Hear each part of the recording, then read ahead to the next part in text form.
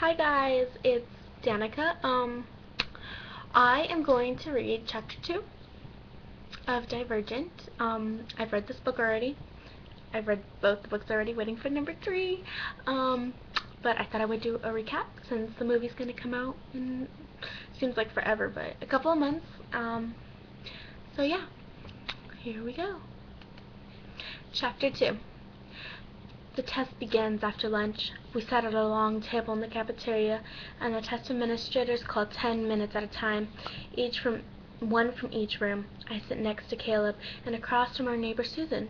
Susan's father traveled through the city for his job, so he has a car and drives her to and from school every day. He offers to drive us too, but, as Caleb says, we prefer to leave later and would not want to inconvenience him. Of course not. The test administrators are mostly abnegation volunteers, although there is an erudite in one of the testing rooms and a dauntless in another to test those of us from abnegation, because the rules state that we cannot be tested by someone from our own faction. The rules also say that we can't prepare for the test in any way, so I don't know what to expect. My gaze drifts from Susan to the dauntless table across the room. They are laughing and shouting and playing cards, and at another set of table the erudites chatter over books and newspapers in constant pursuit of knowledge. A group of amity girls in yellow and red sit in a circle on the cafeteria floor, playing some kind of hand-slapping game involving a rhyming song. Every few minutes I hear a chorus of laughter from them, and someone is eliminated and has to sit in the center of the circle. At the table next to them, Condor boys make wide gestures with their hands. They appear to be arguing about something, but it must not be serious, because some of them are still smiling. At the abnegation table we sit quietly and wait. Faction customs dedicate even ideal behavior and supersede individual preferences. I doubt all the erudites want to study all the time, and that every condor enjoys a little debate, but they don't defy the norms of their faction any more than I can. Caleb's name is called in the next group. He moves confidently towards the exit. I don't need to wish him luck or assure him he shouldn't be nervous. He knows where he belongs, and as far as I know, he always has. My earliest memory of him is from when we were 4 years old. He scowled me for giving my jump rope to a little girl on the playground who didn't have anything to play with. He didn't lecture me often any more, but I have his look of disapproval memorized. I have tried to explain to him that my instincts are not the same as his. It didn't even enter my mind to give my seat to the Condor man on the bus, but he didn't understand. Just do what you're supposed to, he always says. It is easy for him. It should be easy for me. My stomach wrenches. I close my eyes and keep them closed until 10 minutes later, when Caleb sits down again. He is plaster pale. He pushes his palms against his legs like I do when I wipe off sweat. When he brings them back, his fingers shake. I open my mouth to ask him something, but the words don't come. I am not allowed to ask about his results, and he is not allowed to tell me. An abnegation volunteer speaks the next round of names: 2 from Dauntless, 2 from Erudite, 2 from Amity, and 2 from Condor, and then, from Abnegation, Susan Black and Beatrice Pryor. I get up because I'm supposed to, but if it were up to me, I would stay in my seat and rest the rest of the time. I feel like there is a bubble in my chest that expands more by the second, threatening to break me apart from the inside. I follow Susan to the exit. The people I pass probably can't tell us apart. We wear the same clothes and wear our blonde hair the same way. The only difference is that Susan might not feel like she's going to throw up, and from what I can tell, her hands aren't shaking so hard she has to clutch the hem of her shirt to steady them. Waiting for us outside the cafeteria is a row of 10 rooms. They are used only for the aptitude test, so I have never been in one before. Unlike the other rooms in the school, they are separated, not by glass, but by mirrors. I watch myself. pale and terrified, walking through one of the doors. Susan grins nervously at me as she walks into room 5, and I walk into room 6, where a dauntless woman is waiting for me.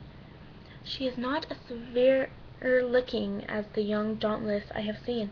She has small, black, angular eyes, and wears a black blazer like a man's suit and jeans. It is only when she turns to close the door that I see a tattoo on the back of her neck, a black and white hawk with red eyes. If I didn't feel like my heart was merging to my throat, I would ask her what it signifies. I must signify something. Mirrors cover the inner walls of the room. I can see my reflection from all angles, the gray fabric obscuring the shape of my back, my long neck, my knobby knuckled hands, red with blood blush.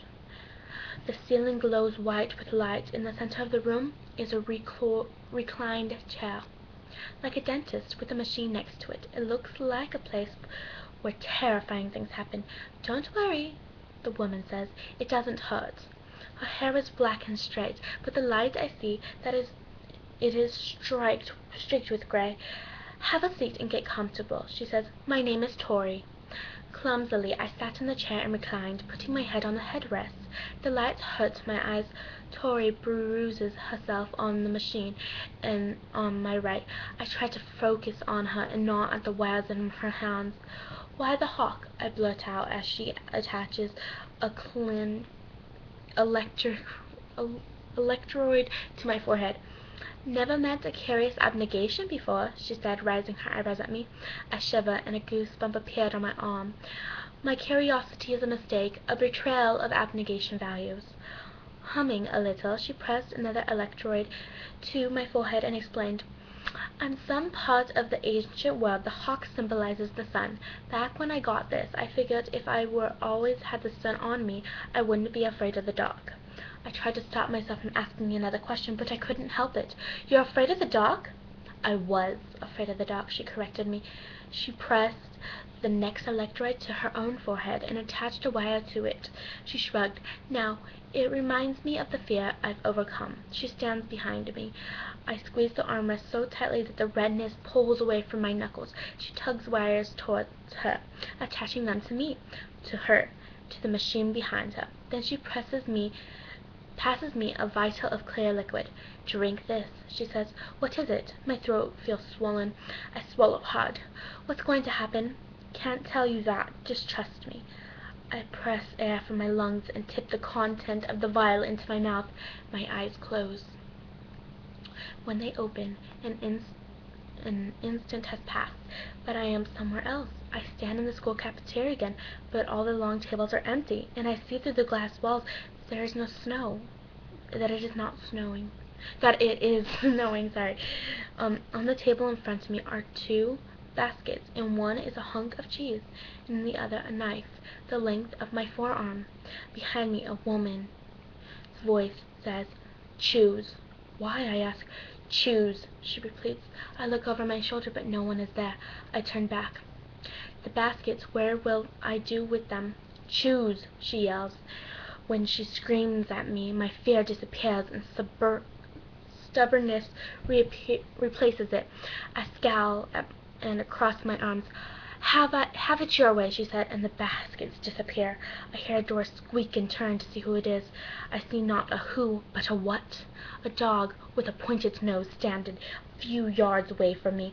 I crouch low and creep it crouches low and creeps towards me, its lips peeling back for its white teeth. A growl gurgles from the deep in its throat, and I see why the cheese would have come in handy, or the knife, but it's too late now. I think about running, but the dog will be faster than me. I can't wrestle it to the ground. My head pounds. I have to make a decision. If I jump over a table and use it as a shield, no, I'm too short to jump over the table and not strong enough to tip one over. The dog snarls, and I can almost feel the sand vibrating in my skull. My biology textbook said that dogs can smell fear because of the chemical sent by human glands. In a state of distress. The same chemical a dog prays secrets Smelling fear leads them to attack. The dog inches towards me, its nails scraping the floor. I can't run, I can't fight. Instead, I breathe in the smell of the dog's foul breath, and try not to think about what it just ate. There are no white in its eyes, just a black gleam. What else do I know about dogs? I shouldn't look it in the eye. That's a sign of aggression. I remember asking my father for a pet dog when I was younger, and now staring at the ground in front of the dog's paws, I can't remember why. It came closer, still growling. It stared into its eyes in a sign of aggression. What's a sign of submission? My breaths are loud but steady. I sink to my knees. The last thing I want to do is lie down on the ground in front of the dog, making the teeth level with my face, but it's the best option I have. I stretch my legs out behind me and lean on my elbows. The dog creeps closer and closer until it feels its warm breath on my face. My arms are shaking. It barks in my ear, and I clench my teeth to keep from screaming. Something rough and wet touches my cheek. The dog's growling stops, and when I lift my head and look again, it is panting. It licked my face. I frown and sit on my heels. The dog props its paws up on my knees and licks my chin. I cringe, wiping the drool from my skin, and laugh. You're not such a vicious beast, huh? I get up slowly so I don't startle it, but it seems like a different animal than the one that faced me a few seconds ago. I stretch out a hand carefully so I can draw it back if I need to. The dog nudges its head with my hand with its head. I am suddenly glad I didn't pick the knife. I blink, and when my eyes open, a child standing across the room wearing a white dress. She stretches out both hands and squeals, "Puppy!" as she runs toward the dog at my side. I open my mouth to warn her, but it's too late. The dog turns. Instead of growling, it's barking and snapping and snarling, and its muscles bunch up like coiled wire, and about to pounce. I don't think. I just jump. I hurl my body at the top of the dog, wrapping my arms around its thick neck. My head hits the ground. The dog is gone, and so is the little girl. Instead, I am alone in the testing room, now empty. I turn in a slow circle and can't see myself in any of the mirrors. I push the door open and walk into the hallway, but it isn't a hallway. It's a bus, and all the seats are taken. I stand in the aisle and hold on to the pole. Sitting near me is a man with a newspaper. I cannot see his face over the top of the paper, but I can see his hands. They are scarred, like he was burned, and then clenched around the paper like he wants to crumple it. "Do you know this guy?" he asks, and taps the picture on the front of the newspaper. The headline reads, "Brutal Murderer Finally Apprehended." I stared at the word murderer. It had been a long time since I last read that word, but even its shape filled me with dread. In the picture beneath, a headline is a young man with a plain face and a beard. I feel like I know him, though I don't remember how, and at the same time I feel like it would be a bad idea to tell a man that.